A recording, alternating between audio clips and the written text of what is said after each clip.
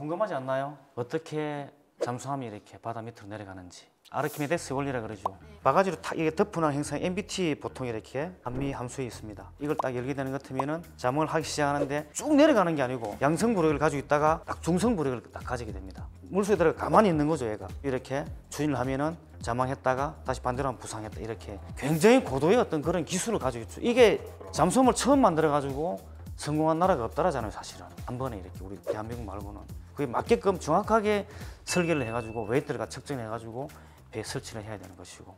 동해 같은 경우는 잠수함 천국에 북한 잠수함, 미국, 일본, 중국, 러시아.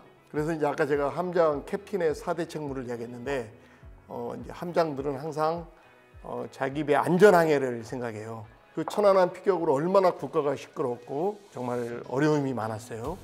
그래서 이제 또 사기가 중요해서 제가 잠수함 만약에 승조원이라면 함장으로서 함내 공기가 제일 중요할 것 같아요. 승조원의 안전과 피로도를 좀 작전을 잘하기 위해서 저는 이제 제일 운용해서 함내 공기의 안정적 관리가 아닐까 그렇게 생각합니다. 우리나라 잠수함에서 무엇이 제일 중요하냐라고 한다면 저는 하나 꼽는다면 수중에서 음파로 주변을 탐색하고 감지하는 기술, 이 소나가 가장 중요하지 않느냐라는 생각을 해봅니다. 잠수함 중에 이제 잠수함에 핵무기 탑재해서 운영하는 나라들도 많이 있지 않습니까? 이런 나라들은 잠수함을 운영하는 방법 중에 하나가 잠수함을 그냥 어떻게 이렇게 구석진데 안 보이는데 숨겨놓고 짱 박아놓고 가만히 그렇게 숨겨놓고 있다가 만약에 우리나라를 누가 공격했다. 그럼 아무도 모르는 곳에서 잠수함이 나타나가지고 핵무기로 보복을 한다. 이런 목적으로 해서 구석에 이제 숨겨놓는 그 목적으로 잠수함 운영 나라들도 많이 있죠. 근데 우리나라는 그거하고 다르게 잠수함을 가지고 나라를 그야말로 지키고 적의 배들을 방어하는 게 목적이란 말이죠. 그렇게 생각을 해본다면 우리나라일수록 적이 어디에서 어떻게 오고 있는지 잘 미리미리 감지해가지고 공격할 수 있는 거. 또 여차하면 미리 감지를 해야지 빨리 도망갈 거 아니에요.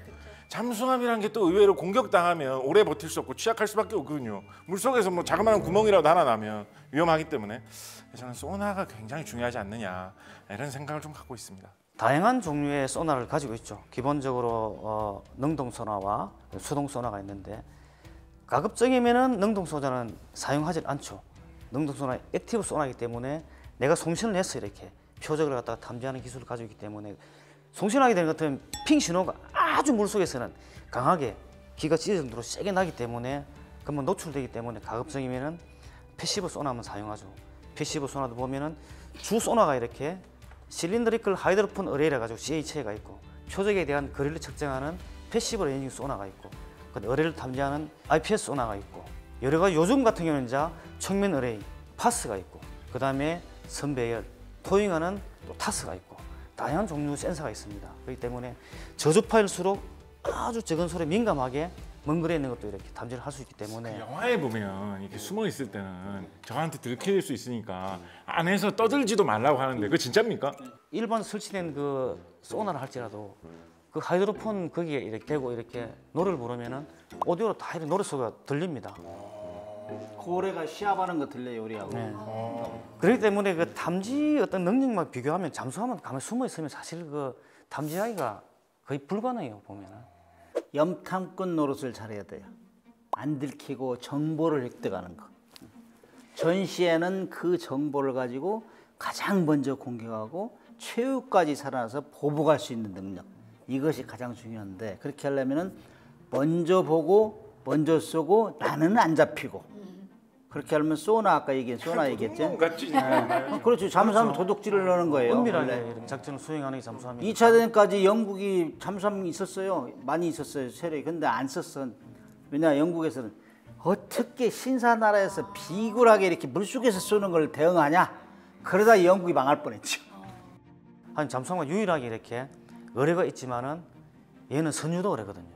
기본적인 무기들은 이렇게 내가 표적을 탐지해가지고 방위 몇 도 거리 얼마 같으면 그쪽을 향해 쏘면은 본인이 무기가 탐지를 해가지고 표적을 맞추는데 누가 이렇게 기만을 하게 되는 것 같으면은 회피를 해버리면은 이게 또 이게 실패할 확률이 있거든. 탐지를 해가면서 내가 조정을 할 수 있는 어뢰를 가지고 있기 때문에 한번 발각되면은 회피를 할 수 없는 죽을 수밖에 없는 그런 총을 딱 쐈는데 벽 뒤로 숨었는데 돌아서 총알이 막 날아가가지고 나를 맞추는 수상함에 계시면 잠수하면 되게 좀 무섭겠네요 좀.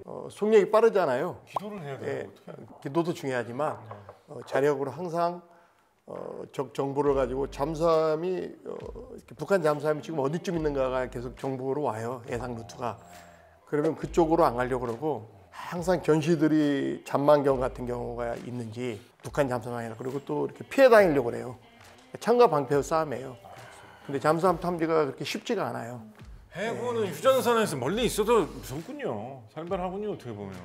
잠수함은 한 번 쏘면 반드시 함을 격침시킨다는 신념이 있어야 돼요. 그렇지 않으면 자기가 당하거든. 그래서 더 오래 있으려고 한 잠수함 안 들키고 물속에 오래 있으려고 그래서 핵잠수함이 나온 거예요. 그다음에 이제 공격 능력 얼마만큼 강력하냐. 2차 대전까지는 잠수함이 어뢰하고 기뢰가 주목했어요. 근데 2차 대전 끝나고 나서는 거기도 유도탄을 시키죠. 유도탄. 요즘에 유도탄은 또 잠대함 유도탄, 배 잠수함에서 함정을 공격하는 유도탄도 있고 잠수함에서 육지를 공격하는 SLBM 잠수함 발사 유도탄. 이거는 뭐 지금 세계 핵 전쟁을 억제하는 가장 선봉에 있는 것이죠. 왜냐하면은 ICBM 같은 거 날아가다가 요격당하잖아요. 어디서 쏠 줄 알잖아요. 대강 뭐 핵 기지가 있으니까. 잠수함 어디서 나올지 모르잖아요. 그래서 잠수함은 공격 얼마나 강력하게 공격할 수 있느냐 이런 척도가 되는 것이죠.